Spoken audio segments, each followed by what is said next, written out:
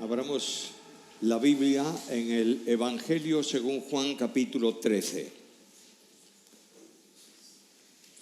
Vamos a leer los 15 versículos primeros de ese capítulo. Dice así: antes de la fiesta de la Pascua, sabiendo Jesús que su hora había llegado para que pasase de este mundo al Padre, como había amado a los suyos que estaban en el mundo, los amó hasta el fin. Y cuando cenaban, como el diablo ya había puesto en el corazón de Judas Iscariote, hijo de Simón, que le entregase, sabiendo Jesús que el Padre le había dado todas las cosas en las manos y que había salido de Dios y a Dios iba, se levantó de la cena, se quitó el manto y tomando una toalla la ciñó. Luego puso agua en un lebrillo y comenzó a lavar los pies de los discípulos y a enjugarlos con la toalla con que estaba ceñido. Entonces vino a Simón Pedro y Pedro le dijo: Señor, ¿tú me lavas los pies? Respondió Jesús y le dijo: lo que yo hago tú no lo comprendes ahora, mas lo entenderás después. Pedro le dijo: no me lavarás los pies jamás. Jesús le respondió: si no te lavare, no tendrás parte conmigo. Le dijo Simón: Señor, no solo mis pies, sino también las manos y la cabeza. Jesús le dijo: el que está lavado no necesita sino lavarse los pies, porque está del todo limpio, y vosotros limpios estáis, aunque no todos, porque sabía a quién le iba a entregar. Por eso dijo: no estáis limpios todos. Así que, después que les hubo lavado los pies, tomó su manto, volvió a la mesa y les dijo: ¿sabéis lo que os he hecho? Vosotros me llamáis maestro y señor, y decís bien, porque lo soy. Pues si yo, el Señor y el Maestro, he lavado vuestros pies, vosotros también debéis lavaros los pies los unos a los otros, porque ejemplo os he dado, para que como yo os he hecho, vosotros también hagáis. Este último tiempo, hace un mes más o menos, estoy repasando de forma cuidadosa la parte para mí más importante de las enseñanzas de Jesús. Cristo comienza a predicar el Evangelio, enseña lo que es el reino, proclama el mensaje de salvación. Después, en el segundo periodo, su enseñanza es más concreta en torno a los discípulos, les enseña muchas cosas, les da muchos ejemplos y por fin llegó el tiempo final. Cristo tiene para estar con ellos unas horas nada más. Luego la cruz, después la gloria. Y en ese momento Cristo los ha convocado para tomar la última cena con ellos y se sientan a la mesa. Y Jesús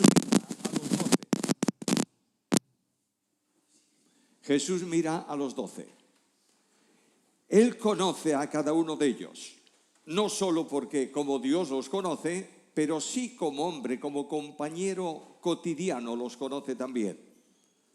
A su lado, sentado a la mesa con la cabeza cerca de su pecho, el último en el círculo, está Juan. Un poco más allá, su hermano Jacobo. Les había llamado hijos del trueno, porque el carácter de ellos era violento. De modo que un día que no le dan hospedaje en una ciudad, Juan le propone al Señor: ¿quieres que mandemos que descienda fuego del cielo y los queme? Este era Juan. Otro día se encuentra con uno en la calle que está echando fuera demonios en el nombre de Jesús. Y Juan viene al Señor y le dice: se lo prohibí. ¿Por qué, Juan? Porque no era de nuestro grupo. El que no es de nuestro grupo no tiene derecho a hacer nada. Cristo le tuvo que decir a los dos: no sabéis de qué espíritu sois. Los ojos de Jesús corrieron en círculo. Un poco más allá, cerca de Juan, frente a Juan, está sentado Pedro, el hombre de promesa fácil. El hombre que dice al Señor, aunque todos te abandonen, yo no, estoy dispuesto a morir por ti. Este es Pedro. A veces Pedro, yo pienso que no sabe lo que dice cuando contesta. Y llega el Señor, lo leímos antes, para lavarle los pies y dice, de manera ninguna. No. Pedro, si no te lavo los pies, no tienes parte conmigo, entonces báñame. Este es Pedro. O en un lado o en el otro. Tal vez en una esquina de una parte de ese círculo sentado un tanto escondido está Judas. Conoce a todos. Y Cristo sabe que todos ellos tienen un problema. Unos pies sucios. ¿Se está refiriendo Jesús a los pies naturales del hombre? ¿Que se manchan con el polvo del camino? ¿Está estableciendo Jesús una ordenanza del lavamiento de los pies? Ni una cosa ni otra. Cristo va a enseñarles la lección más importante que tenía para ellos aquella cena. Luego les va a hablar del Espíritu Santo, luego les va a hablar del calibre de la iglesia, de la definición de iglesia, de la forma visible de la iglesia en el amor, y así unas cuantas cosas, y finalmente va a orar. Pero lo que me llamó mucho la atención es cuando leí este pasaje de nuevo con calma. Cristo enseña una lección porque ama a los suyos hasta el fin. Nota el versículo 1 al final. Como amó a los suyos que estaban en el mundo, los amó hasta el fin. En el texto griego eso significa hasta el límite máximo, no puede amar más. Amó a todos estos como eran. No estuvo esperando que alguno cambiara, los amaba porque para eso Cristo es expresión de amor. Y cuando leo esta enseñanza de Jesús descubro en ella tres cosas. Primeramente, un mandamiento. Cristo va a decirles, como yo hice, así también vosotros. En segundo lugar, les va a decir cómo tengo que cumplir el mandamiento, mediante su ejemplo, porque ejemplo os he dado. Y finalmente, el alcance del mandamiento, que indudablemente comprende a todos. Primeramente, el mandamiento. La precisión de Jesús es clarísima, versículo 14. Pues si yo, el Señor y el Maestro, he lavado vuestros pies, vosotros también debéis lavaros los pies los unos a los otros. No hay vuelta. Yo lo hice, hacedlo también vosotros. ¿Qué es lo que quiere enseñar Jesús con esto? Cristo quiere hablar de una situación que es común a ti y a mí. Los dos tenemos este problema. Estamos transitando por la senda estrecha de la vida. Estamos caminando por el camino del testimonio en el mundo y el polvo del mundo muchas veces se sujeta, se pone en nuestros pies y los mancha. Y de una forma más grande o más pequeña, no hay nadie esta mañana, yo el primero, que no tenga necesidad de una restauración espiritual. En la Biblia las manos son símbolo de servicio en relación con el hombre. Los pies son símbolo de testimonio y de conducta. Y el pecado, no importa cuán grande sea, trae una consecuencia, impide la relación con Cristo. Por eso Cristo dice a Pedro cuando llega a él, si yo no te lavo, ¿qué?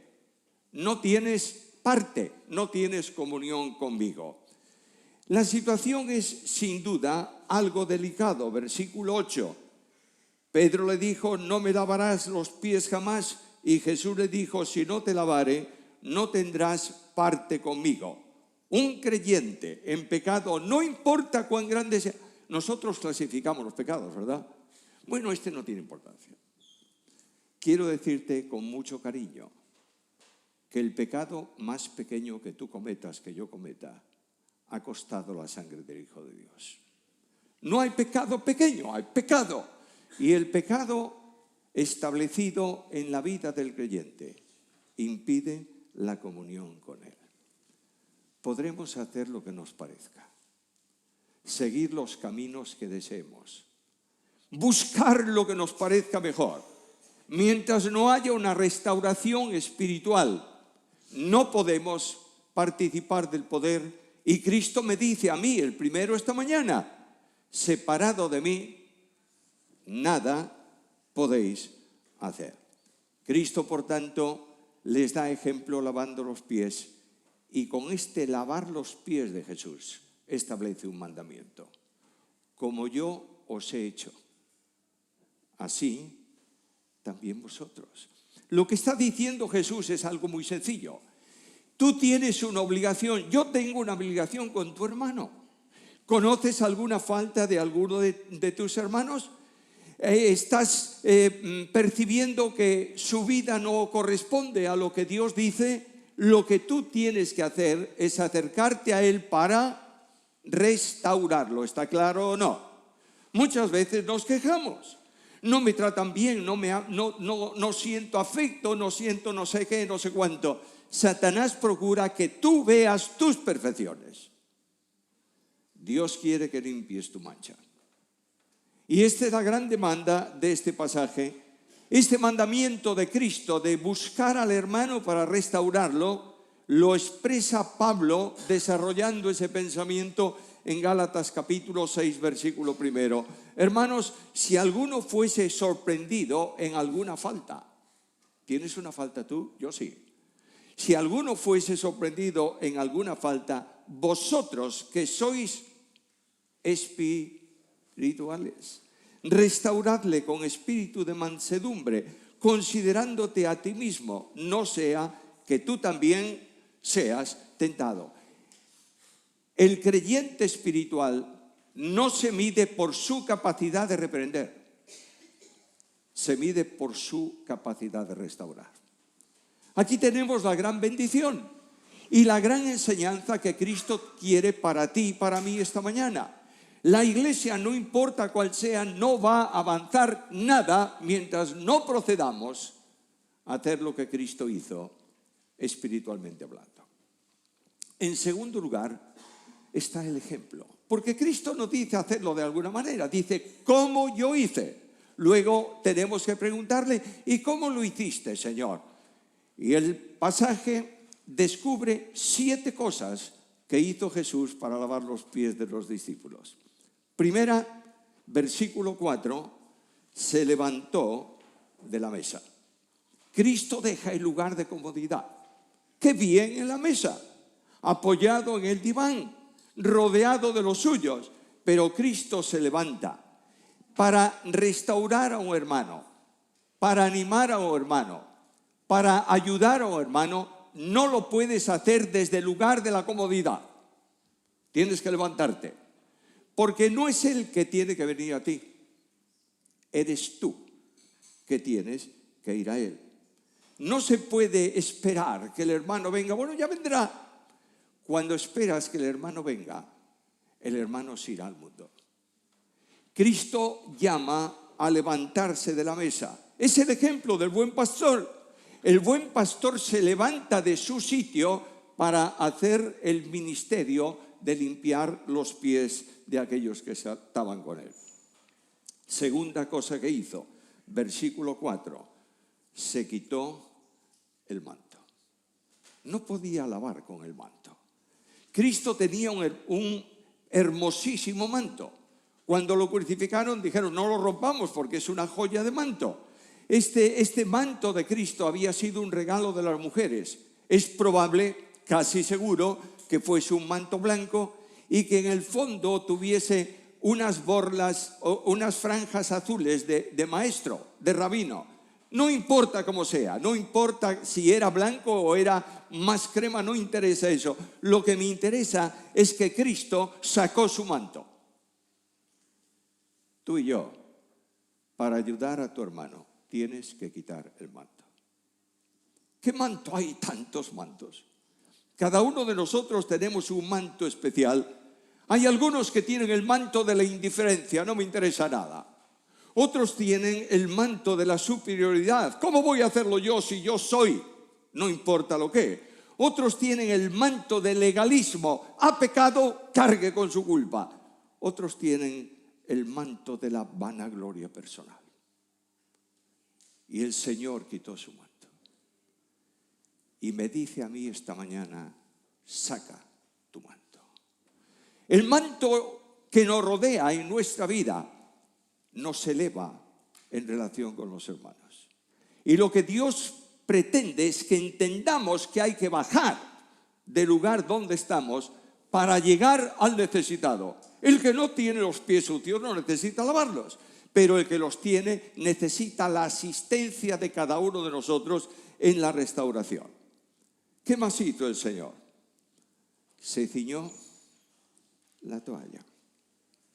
Se dispuso a un trabajo de siervo. El Hijo de Dios. El Señor le va a decir: vosotros me llamáis maestro y Señor. Y decís bien por qué. Porque lo soy.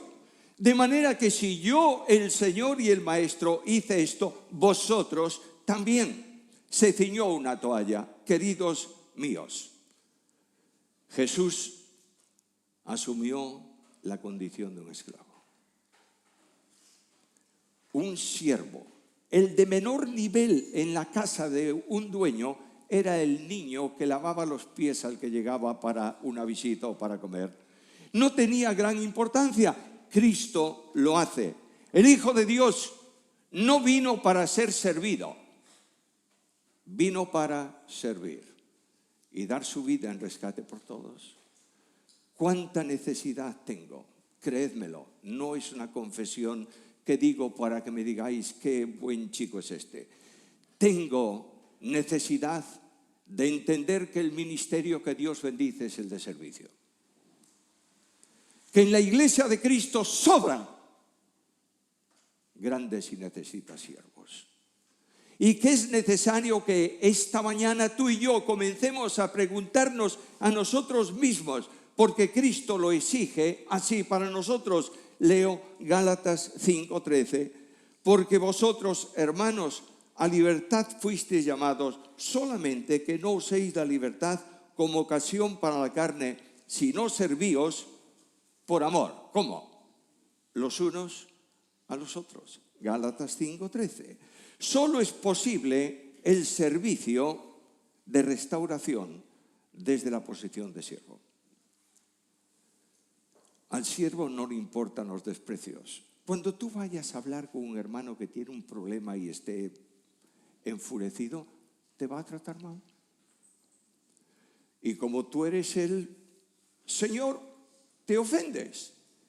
El siervo no le afectan los desprecios porque es un siervo y está realizando el trabajo que el Señor le mandó.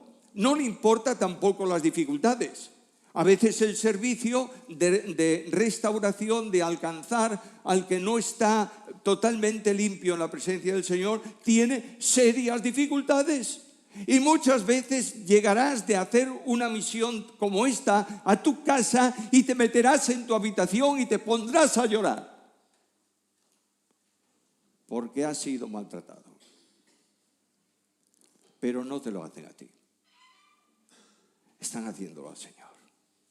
Y como Él hizo, así nosotros. Además, el siervo no espera ninguna recompensa. No espera que aquel que ha sido acariciado, limpiado los pies, luego le diga: ¡qué grande eres, hombre!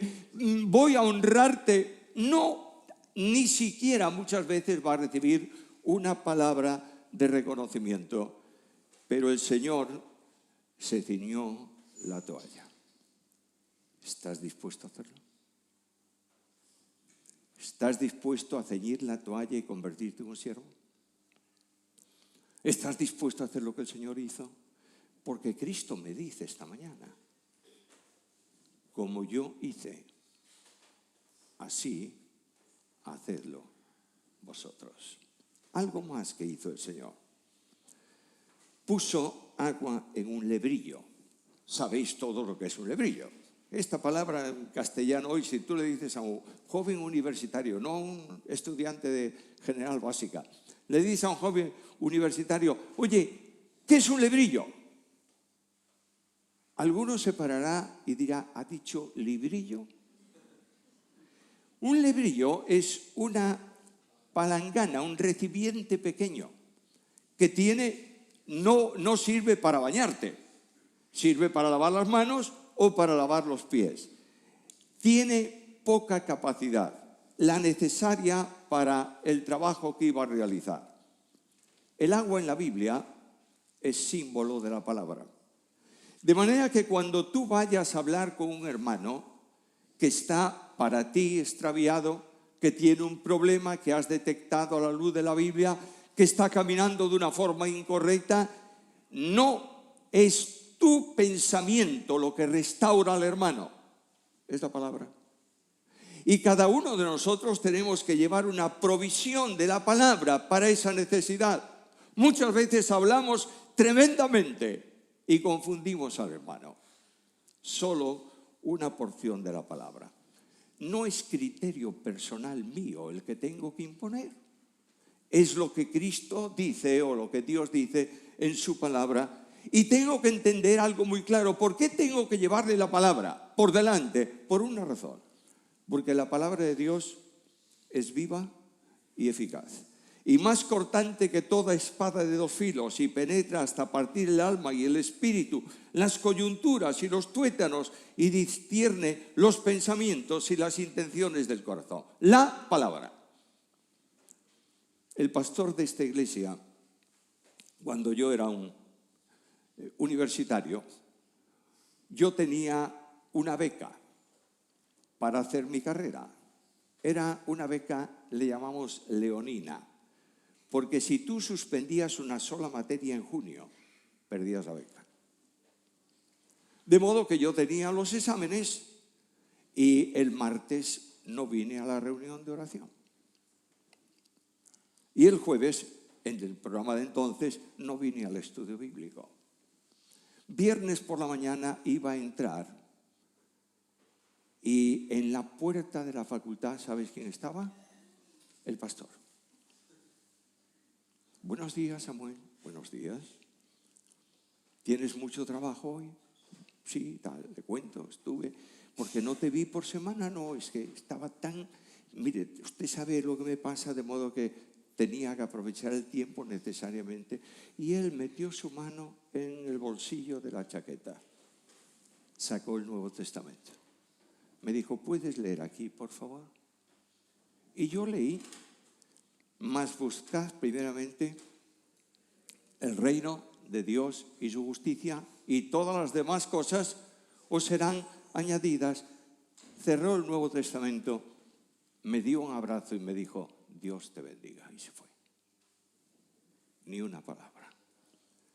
Pero aquella palabra caló profundamente en mi vida.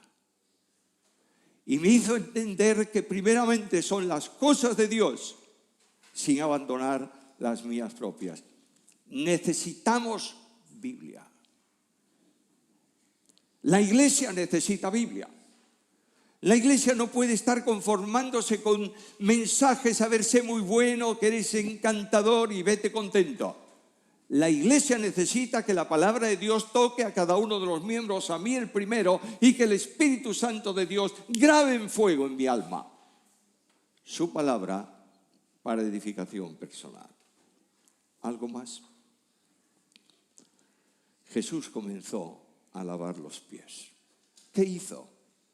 ¿Aplicó el agua a qué? A la suciedad.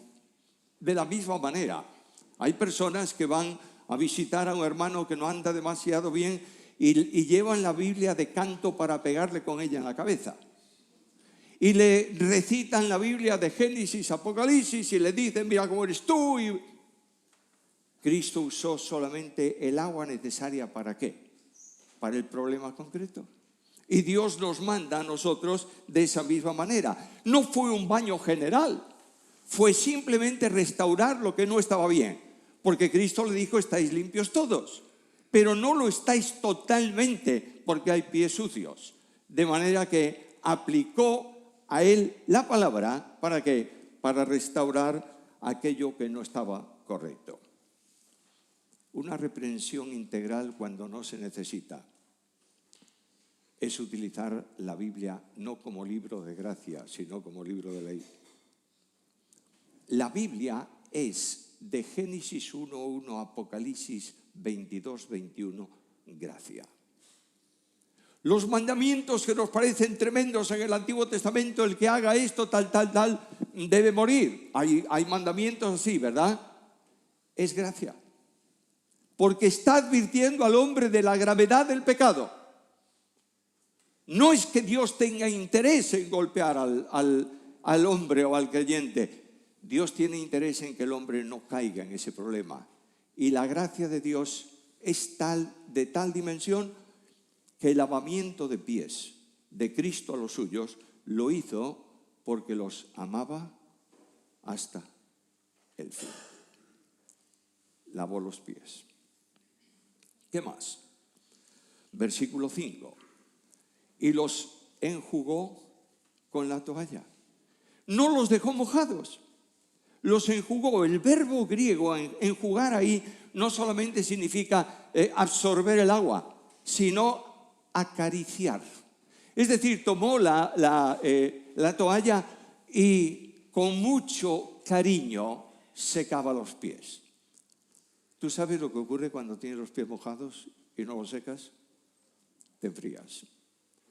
Aquí adelante, en la esquina de esta calle, hoy no está, pero en la esquina de esta calle yo vivía en el edificio antiguo, en el piso segundo del edificio de la iglesia. Un día mi padre y mi madre discutieron, no se pelearon, discutían. Mi madre le decía, tenemos que comprar unos zapatos para Samuel. Y en aquel tiempo se compraban unos zapatos para lunes, martes, miércoles, jueves, domingo y toda la semana, hasta que ya no valían más y había que comprar otros. Y mi padre le decía, muy bien, comprarle unos zapatos con una goma bien fuerte. Y mi madre le decía, viene el verano, goma, se le van a rescaldar los pies, suela. ¿Quién ganó la discusión? Mi madre. Me compró unos zapatos de suela. ¡Oh, qué maravilla! Llegó el invierno. Yo salía a la calle para ir al colegio que estaba cerca del Paseo de Alfonso. Y desde casa al colegio llegaba allí con los pies mojados. De modo que yo descubrí la solución. Pasaba por aquí, por la calle, en la tienda de la esquina, que se llamaba Manolo, el que atendía la tienda. Yo le llamaba Don Manuel, porque quería algo. Me acercaba y le decía, Don Manuel, ¿me puede regalar una bolsa, un cartucho, una bolsa de papel gruesa? Y él me miraba, ¿y para qué la quieres? Es que la necesito. Una bolsa. La metía con los libros, llegaba al colegio. Cortaba la bolsa de papel a la mitad. La metía en los zapatos. ¿Estaba seco? No, pero estaba caliente. Cuando tú tratas mal a tu hermano, cuando le viertes el reproche, cuando lo saturas de Biblia y lo dejas mojado, ese hermano se enfría. No es el legalismo intransigente, es el amor en acción, lo que descubro aquí en este pasaje. Por último, parece que terminó, ya no hizo más. Ves el versículo y dices, solamente eso. Hay una cosa más que no está escrita, pero no le quedó más remedio que hacer. ¿Cómo tuvo que lavar los pies Jesús? Puesto de rodillas. Están acostados en el diván, los pies hacia afuera. No se puede levantar los pies de esa persona. Está baja, muy cerca del suelo. Cristo se puso de rodillas para tomar los pies de Pedro y lavarlos, los de Juan y lavarlos, y los de Judas y lavarlos. Porque Judas salió después de esto de la cena. No hubo distinción para él. ¿Por qué? Porque los amaba hasta el final. Hermano mío amado, nunca vayas a exhortar a otro hermano sin haber orado por él. Es necesario doblar nuestras rodillas. Antes de hablarle a un hermano de Cristo, hablemos a Cristo de ese hermano. Y vayamos a la presencia del Señor y carguemos con la carga de ese hermano sobre nuestros hombros y pidamos a Dios. Tócalo y bendícelo para gloria de tu nombre. Un líder de juventud de la Iglesia Evangélica en Vigo, los mayores de aquí lo conocieron bien. Líder de juventud. Cayó en un pecado gravísimo.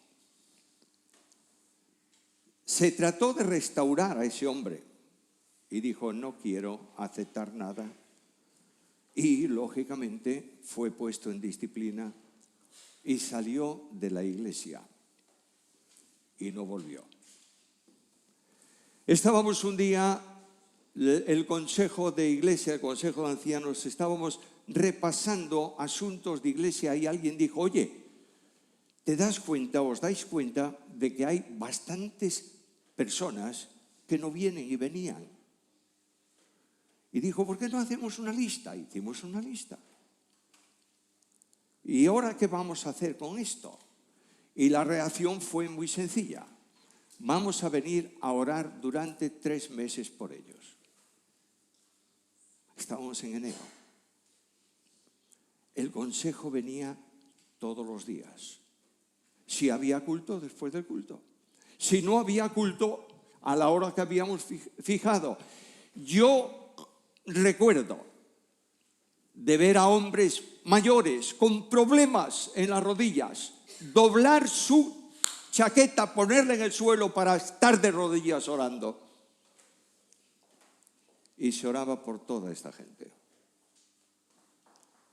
Y un día el consejo dijo, tenemos que hacer algo, estamos orando 3 meses, ¿qué hacemos? Y dijeron, vamos a visitar el más viejo. Es decir, más viejo, el que no venía desde hacía tanto tiempo.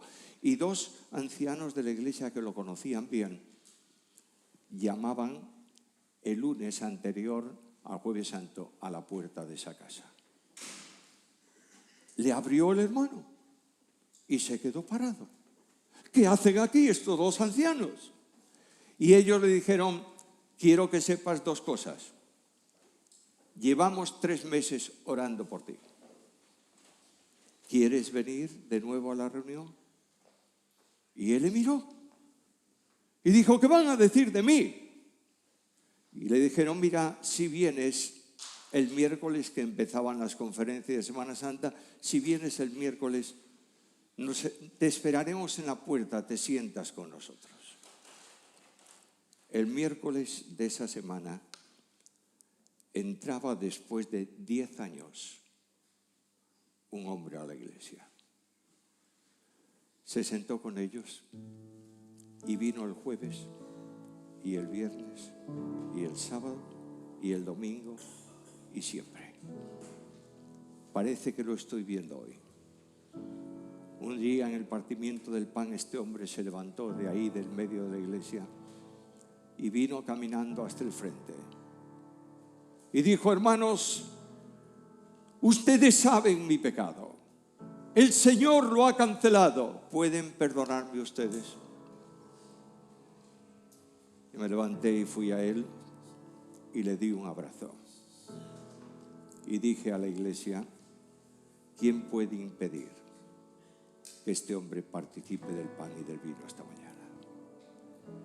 Cristo viene al encuentro tuyo y mío hoy para decirme, necesitas poner en práctica la enseñanza del Maestro.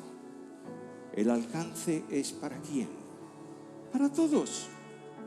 Como yo hice, así también vosotros. Es hora de comenzar a mantener la puerta luminosa de la gracia abierta y permitir que el Espíritu Santo de Dios cure heridas, restaure vidas, impacte corazones. Y cuando nos sintamos siervos, entonces seremos engrandecidos delante de Dios. Yo pido al Señor su gracia sobre esto. Hermanos amados míos, amo esta iglesia como vosotros no os imagináis.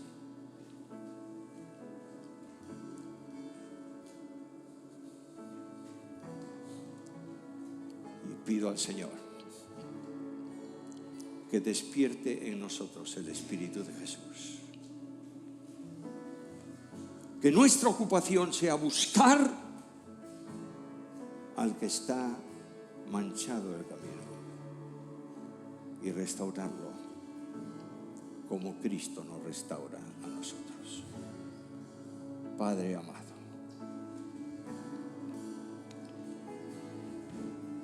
para tu gloria, Señor, permítenos entender la necesidad de ayudar a restaurar a aquellos que tal vez no caminen de una forma determinada. Oh Señor del cielo, que tu Espíritu Santo renueve nuestras vidas hoy. Transforme nuestros pensamientos y nos dé el mismo sentir que hubo en Cristo Jesús. Para gloria de tu nombre.